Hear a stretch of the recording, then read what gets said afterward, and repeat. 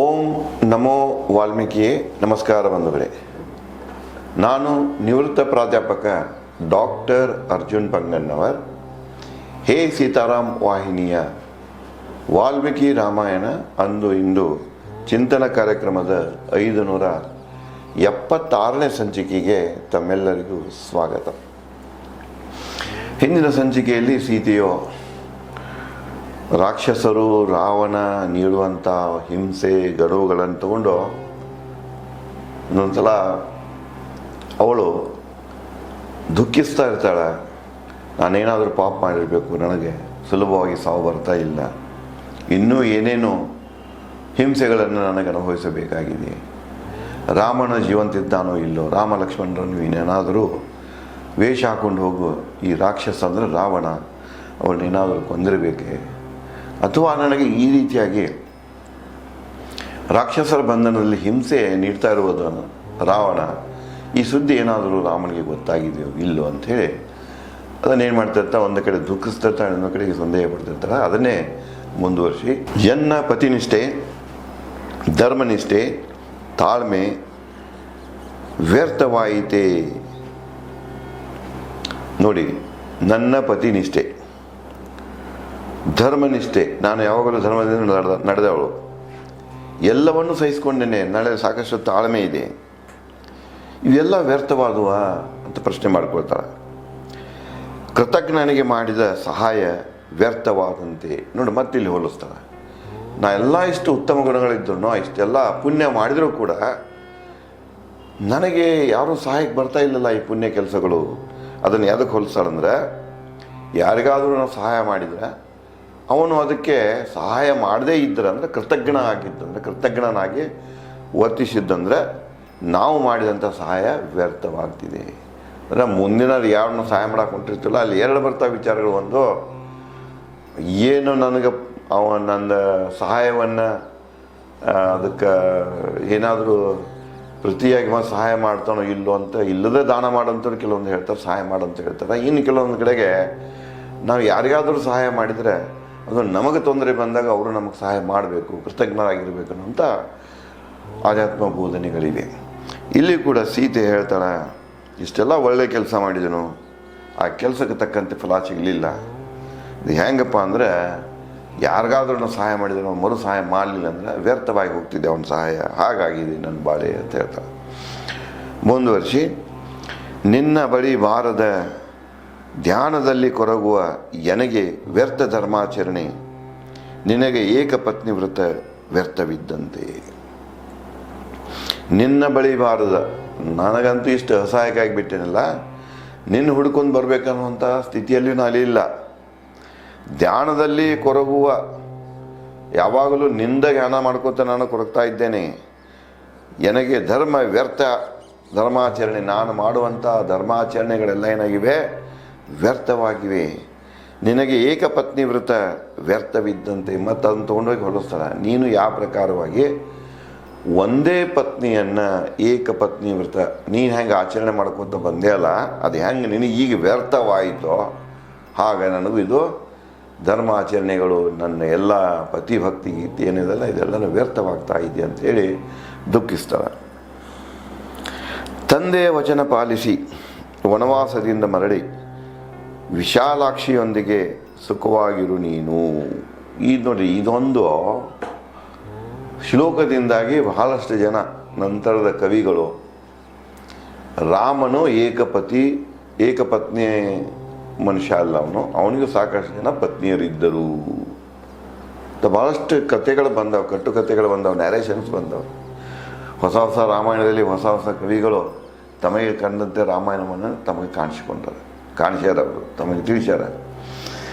ಇದರದ್ದು ಏನು ಅರ್ಥ ಇದೆ ಅಂದರೆ, ತಂದೆ ವಚನ ಪಾಲಿಸಿ 14 ವರ್ಷ ಬಂದೆ, ವಚನ ಪಾಲಿಸಿದ ನಂತರ ವನವಾಸದಿಂದ ಮರಳಿ ಅಯೋಧ್ಯೆಗೆ ಹೋಗ್ತೀನಿ ನೀನು.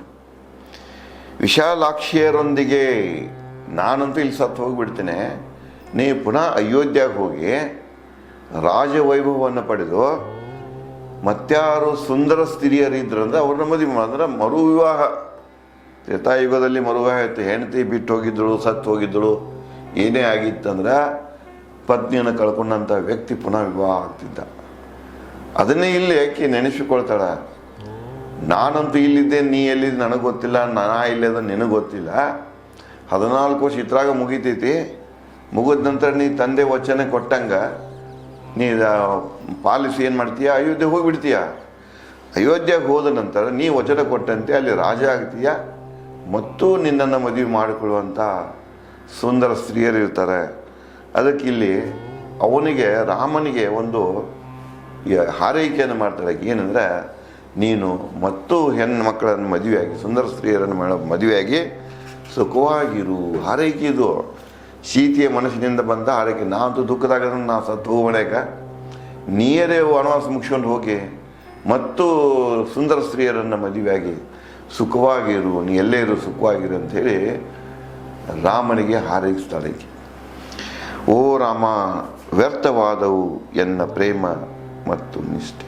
ನಮ್ಮಿಬ್ಬರ ಮಧ್ಯೆ ಇದ್ದಂಥ ಪರಸ್ಪರ ಪ್ರೇಮ, ಪರಸ್ಪರರ ನಿಷ್ಠೆ, ಪತಿ ನಿಷ್ಠೆ ಪತ್ನಿ ನಿಷ್ಠೆ ಎಲ್ಲ ವ್ಯರ್ಥವಾಗಿ ಹೋದು. ಇವ ದುರ್ದೈವಿನ ಆತ್ಮಹತ್ಯೆಗೆ ಶರಣಾಗುವೆ. ನಾನಂತೂ ಆತ್ಮಹತ್ಯೆ ಮಾಡ್ಕೊಳ್ತೇನೆ, ನೀ ಏನು ಮಾಡು, ನಾ 14 ವರ್ಷ ಮುಗಿಸ್ಕೊಂಡು ಹೋಗು, ಮತ್ತೊಬ್ಬ ಹೆಣ್ಣನ್ನು ಮದುವೆ ಮಾಡ್ಕೊ, ಸುಖವಾಗಿರು ನೀನು. ನನ್ನ ದುಃಖ ಜೊತೆಗೆ ನಾ ಆತ್ಮಹತ್ಯೆ ಮಾಡಿಕೊಂಡು ಈ ಬದುಕನ್ನು ಏನು ಮಾಡ್ತೀನಿ, ನಾನು ಕೊನೆಗೊಳಿಸ್ತೀನಿ ಅಂಥೇಳಿ ಸೀತೆ ರಾಮನಿಗೆ ಹೇಳ್ತಾಳೆ. ರಾಮನನ್ನು ನೆನಪಿಸಿಕೊಂಡು ಅಳುತ್ತಾಳೆ. ರಾವಣನ ಅಂತಃಪುರದಲ್ಲಿ ನನಗೆ ಯಾರಾದರೂ ಸಹಾಯ ಮಾಡುವರೇ, ವಿಷಯ ಇಲ್ಲವೇ ಹರಿತ ಆಯುಧ ಕೊಟ್ಟು. ಆತ್ಮಹತ್ಯೆ ಮಾಡ್ಕೊಳಕ್ಕಂತೂ ಪೂರ ನಿರ್ಧಾರ ಮಾಡ್ತಾಳೆ ಸೀತೆ. ಅವಾಗ ಆಕೆ ಅನ್ನಿಸ್ತಾಳೆ, ಈ ರಾವಣನ ಅಂತಃಪುರದಲ್ಲಿ ಯಾರಾದರೂ ನನಗೆ ಸಹಾಯ ಮಾಡೋರು ಇದ್ದಾರೆ, ಸ್ವಲ್ಪ ನನಗೆ ವಿಷ ತಂದು ಕೊಡಲಿ, ಕುಡಿಸ್ತಾ ಇದ್ದೇನೆ. ಇಲ್ಲಂದ್ರೆ ಹರಿತವಾದಂಥ ಆಯುಧ ಕೊಡಲಿ, ಖಡ್ಗ ಕೊಡಲಿ, ಏನೇ ಕೊಡಲಿ, ಅದರಿಂದ ಇರ್ಕೊಂಡು ಸಾಯ್ತೀನಿ ಅಂತ ಹೇಳ್ತಾಳೆ.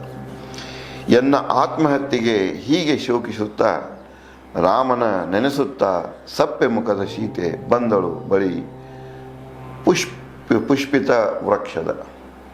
ಹೀಗೆ ಹೇಳ್ಕೊತ ಓಡಾಡ್ತಾ ಆತ್ಮಹತ್ಯೆ ಮಾಡ್ಕೊಳ್ಳೋ ಅಂತ ಹೇಳ್ಕೊತ ಏನು ಮಾಡ್ತಾಳಂದ್ರೆ, ರಾಮನನ್ನು ನೆನೆಸಿಕೊಳ್ತಾ ಸ್ವಲ್ಪ ಮುಖ ಹಾಕ್ಕೊಂಡು ಹೂವಿನಿಂದ ಅರಳಿದ ಹೂವಿನಿಂದ ತುಂಬಿದಂಥ ವೃಕ್ಷದ ಬಳಿ ಬರ್ತಾಳೆ, ಅಶೋಕ ವೃಕ್ಷದ ಬಳಿ ಬರ್ತಾಳೆ. ಹೀಗೆ ನರಳುತ್ತಾ ಸೀತೆ ತನ್ನ ಕೂದಲ ಹೆಳಲನ್ನು, ಆತ್ಮಹತ್ಯೆ ನಿರ್ಧಾರ ಮಾಡ್ಕೊಂಡು ಬರ್ತಾಳೆ. ಗಿಡದ ಹತ್ತು ಬಂದಾಕೆ ಗಿಡ ನೋಡಿ ಹೂ ಬಿಟ್ಟಿರ್ತದೆ ಎಲ್ಲ, ಅಲ್ಲಿ ನಿಂತಕ್ಕೆ ಏನು ಮಾಡ್ತಾಳೆ, ತನ್ನ ಹೆಳಲದ ಏನಿರ್ತದಲ್ಲ ಕೂದಲ ಹೆರಳೋದು, ಆ ಹೆಳಲ ಕೂದಲನ್ನು ಕುತ್ತಿಗೆ ಬಿಗಿದು ಆ ಹೆಳಲ ಕೂದಲನ್ನ ಕುತ್ತಿಗೆ ಬಿಕ್ಕೋತಾಳೆ. ಗೊನಗಿದಳು ಬೇಗ ಹೋಗುವೆ ಯಮನ ಬಳಿ ಅಂತೇಳಿ. ಅಂದ್ರೆ ತನ್ನ ಕೂದಲಗಳ ಉದ್ದವಾದ ಕೂದಲಗಳನ್ನ ಹೆರಳು ಹಾಕಿರ್ತಲ್ಲ ಅದರದ ಮೂಲಕನೇ ನೇಣು ಹಾಕೊಂಡು ಸಾಯಲಿಕ್ಕೆ ಬಿಕ್ಕೊಳ್ತಾಳೆ ಕುತ್ತಿಗೆ ಅಂದುಬಿಡ್ತಾಳೆ. ಏನಂತಾಳಂದ್ರೆ, ಬೇಗ ಹೋಗುವೆ ಯಮನ ಬಳಿ, ಈ ಪ್ರಾಣ ತ್ಯಾಗ, ಇದನ್ನು ದೇಹ ತ್ಯಾಗ ಮಾಡುವೆ, ಸಾಯುವೆ ಅಂತ ಹೇಳ್ತಾಳೆ. ಕೋಮಲಾಂಗ ಸೀತೆ ಕೊಂಬೆ ಹಿಡಿದು ನಿಂತಳು. ಸಾಯಿಸಿದ್ದಾಗೆ ಕೊಂಬೆ ಹಿಡ್ಕೊಂಡು ನಿಂತಳಕ್ಕೆ, ಅದನ್ನು ಸುತ್ತಕೊಂಡ. ಆದರೆ ಕಂಡಳು ಅನೇಕ ಶುಭಶಕುನಗಳನ್ನು. ತನ್ನ ಕೂದಲ ಹೆಳಲಿಂದ ಕುತ್ತಿಗೆಯನ್ನು ಬೆಕ್ಕೊಳ್ತಾಳ, ಕೊಂಬಿಡ್ತಾಳ. ಇನ್ನು ಸಾಯ್ಬೇಕಂತ ಜಕ್ಕೊಂಡು ಮಾಡೋ ಕಾಲಕ್ಕನ ಆಕೆಗೆ ಕೆಲವೊಂದು ಶುಭಶಕುನಗಳು ಅನುಭವಕ್ಕೆ ಬರ್ತಾವೆ. ಶೋಕಿತ ವ್ಯಾಕುಲಿತ ಜೀವಹಂಗಿಲದ ಸೀತೆ ಕಂಡಳು ಶುಭಶಕುನಗಳ ಆಶಾ ಪ್ರಕಾಶ. ಆತ್ಮಹತ್ಯೆ ಮಾಡಿಕೊಳ್ಳುವ ಗಳಿಗೆಯಲ್ಲಿಯೇ ಕ್ಷಣದಲ್ಲಿಯೇ ಅವಳಿಗೆ ಕೆಲವು ಶುಭಶಕುನಗಳು ಗೋಚರಿಸಿದವು. ಶೋಕಿತ ದುಃಖ ಮಾಡ್ತಾ ಇದ್ದಳು ಸೀತೆ. ವ್ಯಾಕುಲಿತ ಮನಸ್ಸಿನಾಗ ಸಾಕಷ್ಟು ಖಿನ್ನತೆ ಬಂದಿತ್ತು. ಜೀವದ ಹಂಗಿಲ್ಲದ ಅಂದರೆ ಸಾಯ್ಬೇಕಂತ ನಿರ್ಧಾರ ಮಾಡಿರ್ತಾಳೆ, ಬದುಕುವ ಇನ್ನು ಆಶೆ ಇರೋದಿಲ್ಲ. ಅಂಥವಳಿಗೆ ಕೆಲವು ಶುಭಶಕುನಗಳು ಏನದು ಅಂದರೆ, ಒಂದು ಜೀವದ ಬೆಳಕನ್ನು, ರೇ ಆಫ್ ಹೋಪ್ ಅಂತೀವಲ್ಲ, ಆಶಾಕಿರಣವನ್ನು ತರ್ತಾಳೆ. ಮೀನಿನ ಸ್ಪರ್ಶಕ್ಕೆ ಕಮಲು ಹೊಯ್ದಾಡಿದಂತೆ. ನೋಡಿ ಕವಿ ಏನೇನು ನೋಡ್ತಾನೆ.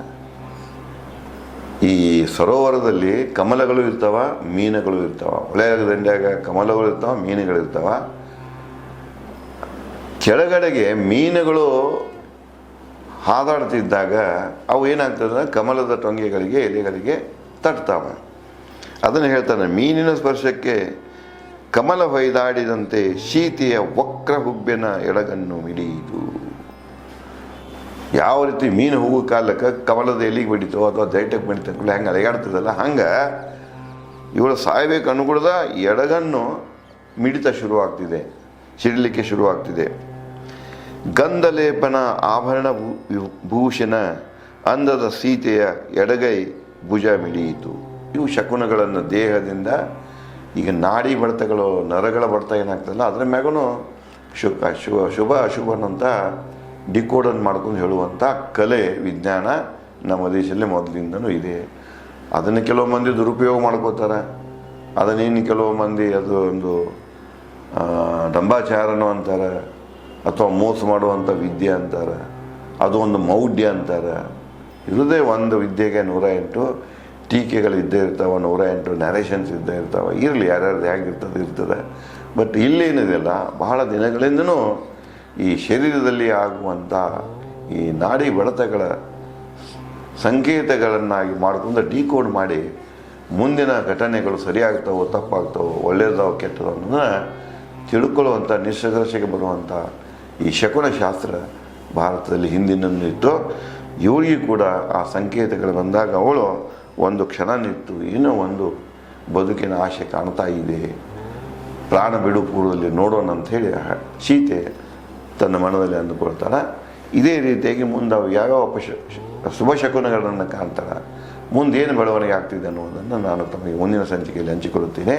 ಧನ್ಯವಾದ.